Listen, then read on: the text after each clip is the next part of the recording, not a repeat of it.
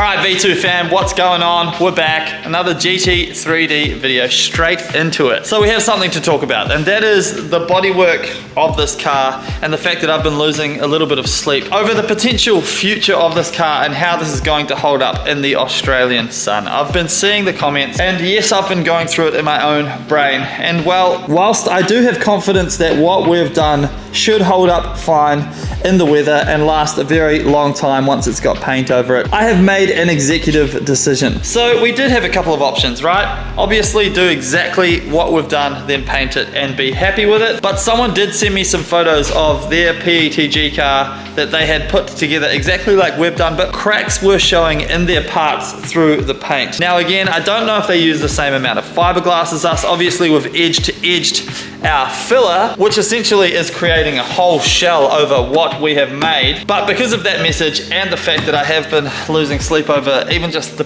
potential fact that we could have cracks in this beautiful car at some point in its life, I've decided we're gonna go one step further and we are going to lay just a 0.4mm fiberglass sheet over the top of what we've already done. Essentially, that is this right here. So it's just 0.4mm fiberglass sheet with resin over the top of it. But what it will do is completely lock all of this out so that there's just no chance of it expanding and contracting in the Australian sun and in the heat and the cold and everything like that. Because I know a lot of you actually watch from all around the world, and well, here in Melbourne, contrary to popular belief, it does get cold as well as hot. So winter is actually quite cold, down to maybe 8 degrees Celsius, right? But then in summer, it gets up to 40 degrees Celsius. So that temperature differential is quite large. So essentially by laying this fiberglass sheet over the top of this, it's not really gonna add too much height, but what it's going to do is just give us a new level of confidence in everything that we've done. Next, I have to decide exactly how we're going to go about that. It's a hard one. I think what we're going to do is we'll lay the fiberglass over this quarter here, which is the most finished quarter of the whole car. It still has plenty of bodywork left to go. That can be our test panel. We'll let the fiberglass dry, then we'll sand the fiberglass back so it's nice and flat and kind of see how that plays out. If that's great, we'll do this over the rest of the car. So again, over the rest of the car roof, we'll get it nice and flat with body filler, then we'll lay the fiberglass and then we'll finish it off on top of that. But that's what I'm thinking. So while Warwick here is finishing our roll cage, look at this, because we changed the height of it. Yep, because somebody put things in the roof. Well, we actually made the roll cage too high because we made it to the roof, not thinking about the fact that we're going to have a roof liner in the car. So roof liner plus those ridges that you fiberglass in the foam. Yeah, so it's come down about 40 mil. Yeah, it's just dropped at 40 mil, but the cage wasn't finished anyway, so it's fine. No, and you sit heaps low in this car. Yeah. Oh yeah, that'll still be well above our head. So while Warwick does that, I'm gonna go ahead and lay down our test patch of fiberglass. Usually when I'm doing body work on a car, I would just leave the wheels on and cover them up, but not these wheels because they're way too nice. So I always take them off now whenever I'm working on the car. Oh, that's so freaking big.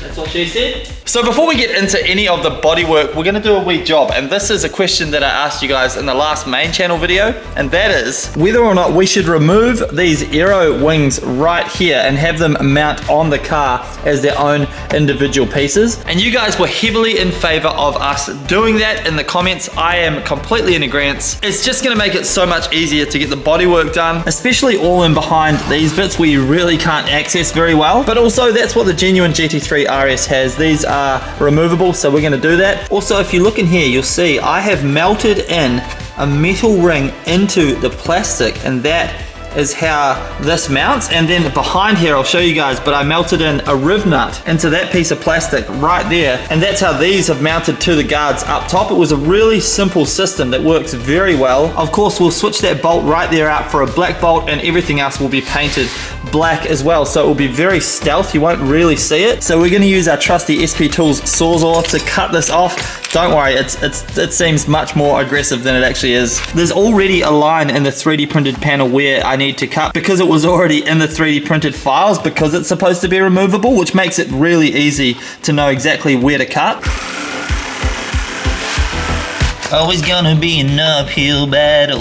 So the way that you remove this guy, literally just unbolts like this. And look at that. Boom. So now we'll clean up this area here and then essentially I will mold in a flat panel in here that will drill 2 holes in.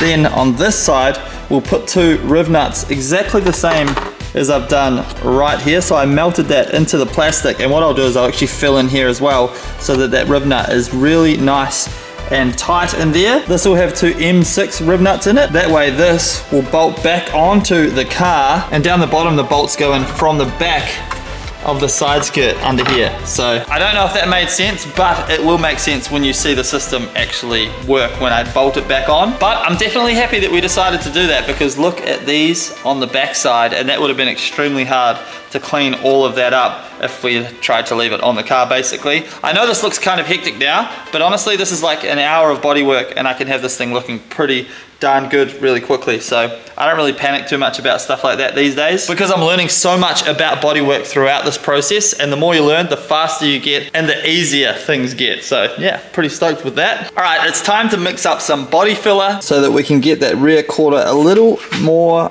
perfect that's such a weird sentence. So we can get that rear quarter a little straighter before we chuck this fiberglass on. So satisfying. Don't judge my filler applying techniques. It's very difficult to do whilst also holding a camera, so leave me alone. These Malmotive spreaders are so freaking good. All right, that's looking pretty good. It's nice and dry as well. So once again, let's get to sanding. Always sanding.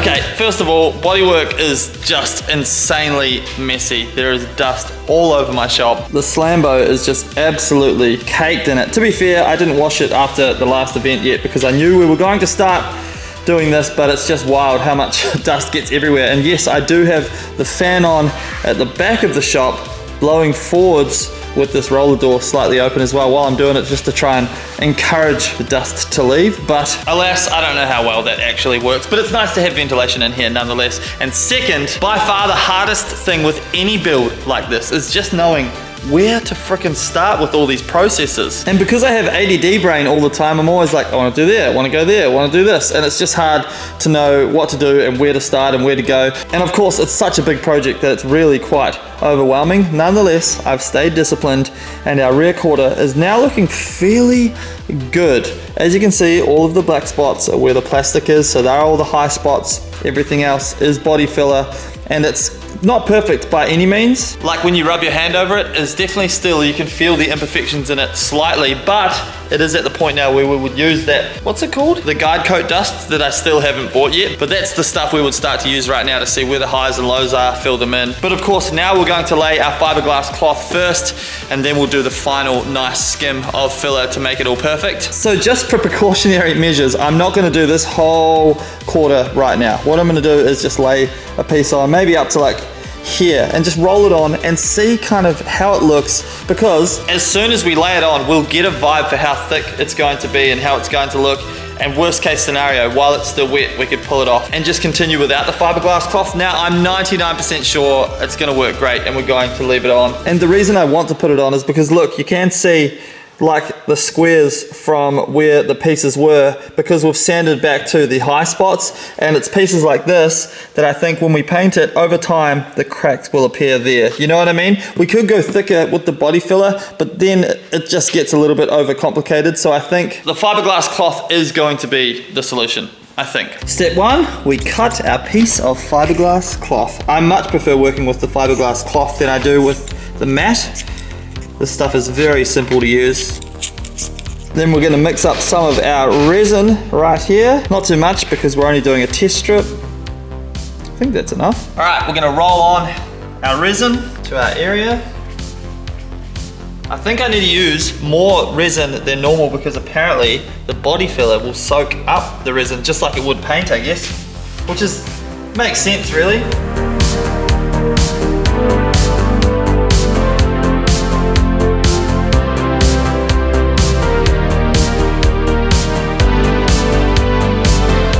now we lay the fiberglass cloth. All right, here we go. Of course, the most important thing is that this lays nice and flat, so we don't want any bunches because that's going to create high spots that we'll have to sand down. All right, just like laying vinyl wrap, really. So this is what it looks like, rolling it on.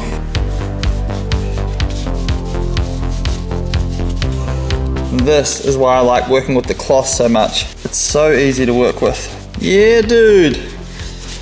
That's crazy. So I'm really happy with how that went down. As you can see, it looks great. It's very easy to apply, so it wouldn't worry me about putting that over the whole car if that's what we decide to do. And it essentially just looks like a surfboard, basically, this stuff. It's kind of wild, but it doesn't look like it adds too much height to it. So I'm quietly confident, but what we're going to do is let that dry. I'll trim the edges and then we'll sand it down and see kind of how it sands down and how flat it goes, and then where we go from there. But for now, it's lunchtime because I am hungry. What's for lunch, you ask? Well, we have Mexican meatballs made by my beautiful wife, Tara, and this is the perfect time to catch up with the boys. In Poland, Night Ride YouTube channel. Now, the original idea was to actually have physically the div here, which I already... All right, lunch is done. It was absolutely delicious, and our fiberglass is now dry. How convenient is that? And now we're going to go ahead and sand this down. So instead of using the hand sander for this one, we're going to use the DA sander. What does DA stand for? Dual action sander. I think that's what it stands for. But the reason we're going to use this is because the fiberglass actually clogs up the hand sanding sandpaper more than the DA. So we're gonna use this, and this is a little nicer on the fiberglass than the 80 grit hand sandpaper would be, because that stuff's pretty damn hectic. So let's give this a go and see how it turns out.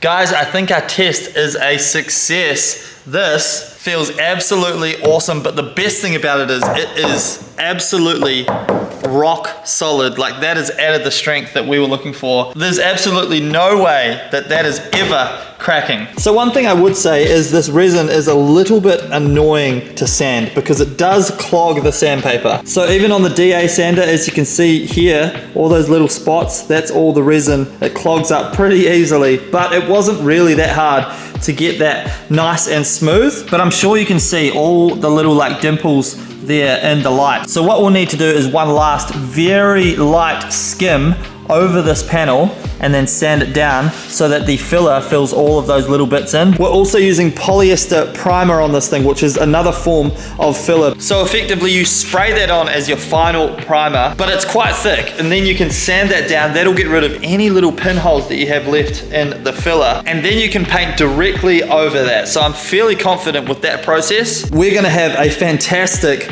looking end result here. Now also we need to talk about the fact that this does add a tiny bit of height to the panel, probably not enough to notice, but if you think about it, we're gonna do this across the whole car. So it's gonna add height here, but it'll also add height here and on that panel. So really, they'll all actually be equal because you're doing the exact same system across the whole car, so you won't even know or recognize it. And it's not something that you're going to notice with the human eye, but it's going to protect the body long term and have this thing last for a long, long time, hopefully. Well, while we're here, we may as well mix up some filler and throw it on top of that fiberglass and see exactly how the end result is going to look. By the end of this build, I'm going to be very happy to not mix up filler for quite a while. I feel like I've just been living mixing this stuff lately. So we want this layer just to be ultra thin because all we're looking to do is fill in the fiberglass. Not looking to add any more height. So that's how that little test patch looks currently. It's so thin you can actually almost see through it. So hopefully that is enough to where we just skim it back and it's beautifully smooth. And now we sand it down.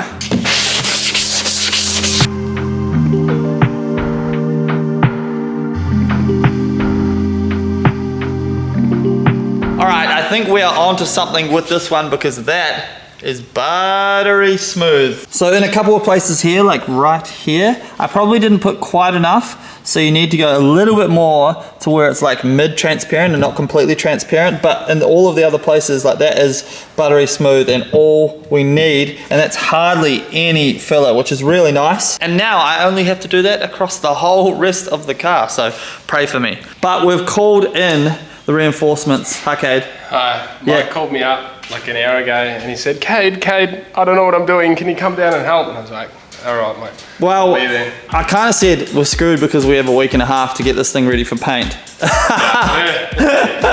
So Cade is actually a teacher and he's basically on holidays from now. So he's going to be in here every night with me, crying with me while we get this car ready for paint. But in all honesty, it's looking good. It does look very good. Now that it's starting to be one colour, even though it's not the final colour. Yep. You can kind of see the vision. It looks fucking crazy. It's crazy, isn't it? Crazy. Yeah, that's pretty good. He literally is working on the roof right now because we're going to edge to edge that hopefully tonight, which is amazing. But while I've got you here, I've had the 3D printers running in the back room because I had a bit of a dilemma in my brain about what mirrors we're going to run on this thing. So if you're an OG viewer of the GT3D, you would know that we have the Toyota Camry mirror that we tried out on it. And whilst it didn't look too bad, I'm not completely sold on it. But a bunch of you did say you should go ahead and 3D print the mirror file to see exactly what the stock mirrors would look like. And apparently this doesn't want to come off the print bed because of the supports. And that's exactly what we've done. Look at this. That is a good looking print right there. The other one is currently printing in there. I cannot say enough good things about these Bamboo Labs printers. Yes, they did send me the printers to test out, but I have no obligation to tell you guys that they're amazing if they're not amazing. But they are amazing. The print quality is absolutely bonkers, but now it means we can go ahead and kind of, not test fit because there's no way to fit this mirror on, but we can at least hold it up to the car and see how it looks. Break the support off, Cade, nice and crisp. Don't want to break the mirror. Perfect. How good is that? I love bamboo stuff. We were trying to talk Mike into getting bamboo for the longest time, so we're glad he made the switch. Well, now we're doing all the bodywork because we didn't use bamboo to begin with. Really, the quality difference is ridiculous. Even looking at the Formula 1 car as opposed to the GT3D, it's wow. That's sick. So we've got to remove the stock mirror. All right, stock mirror. Oh, that was easy. Coming off. All right, now Cade can do the honors of the test fit. Yeah, nice. So it would be something like that, although we do have the door panel to go on here, so it actually would be out like there, yeah. Like there. But they definitely look, obviously the part because it's the actual stock look. But yeah, that compared to the Camry mirror is probably the go. Heaps good. Then we'll just have to print a little piece to fill in there, I reckon. Yeah, all you do is just 3D scan this. Yeah. And then create it. It actually feels good to have that mirror off the car now so that we can, it looks kind of weird. Looks like a human with no ears. Anyways, that is a wrap on this video. We're gonna get to work sanding this thing. So you guys will see a main channel video ASAP. I'm trying to get one done, but obviously I don't just want it to be a video full of sanding. And then we are painting this car in a week and a half, which is a huge priority. We've got another F1 video dropping probably this Sunday, and that is the engine reveal, which is that package right there. I haven't even opened it up yet because I want to have a genuine reaction in the video. But let me know how you guys are feeling about this all in the comments below. I would love to hear your thoughts on the fiberglass. Are you team fiberglass or are you team body filler? Let me know, and I'll see you in the next one. Bye. Bye, Cade. Bye. Yeah, we're gonna go sand now. Bye.